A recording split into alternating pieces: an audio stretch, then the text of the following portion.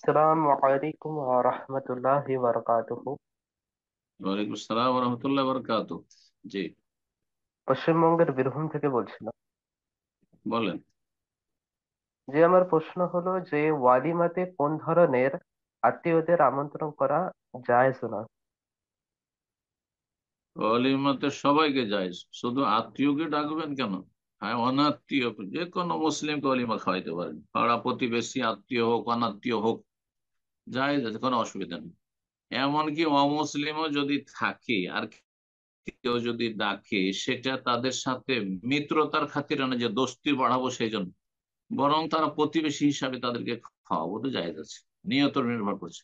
কিন্তু তাদের গোলামি করে খাওয়াবো, হ্যাঁ, আর তাদের কাছে আমি ছোট হয়ে খাওয়াবো, এটা জায়েজ নয়।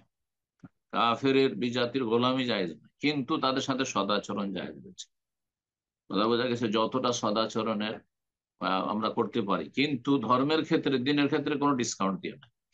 তো আসল কমপক্ষে আপনি যে কোনো মুসলিমকে ডাকতে পারেন, আর নিকট আত্মীয় যারা বা আত্মীয়, তাদের হক বেশি। আত্মীয়দের হক বেশি, প্রতিবেশীর হক বেশি।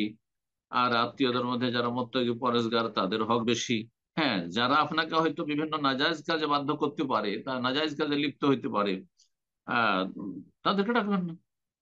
অনেক আত্মীয় আছে অসৎ, হ্যাঁ, বেদিন, তারা আপনার বউকে দেখতে চায়, না দেখালে অসন্তুষ্ট হবে, জানি।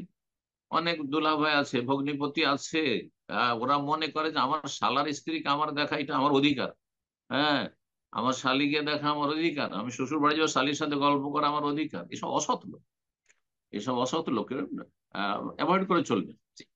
আর তাতে পরোয়া করবেন না। আপনার দুলাভাই ভগ্নিপতি ইত্যাদি হয়, তাহলে ডাকতে হবে, অবশ্যই ডাকতে হবে, কারণ তাদের সাথে আত্মীয়তা আছে, না হলে আপনার মন কষ্টে থাকতে পারে, অথবা সম্পর্কের অবনতি ঘটবে। কিন্তু তাদেরকে এমন কোন সুযোগ দিবেন না যাতে আপনার দিনের ক্ষতি হয়।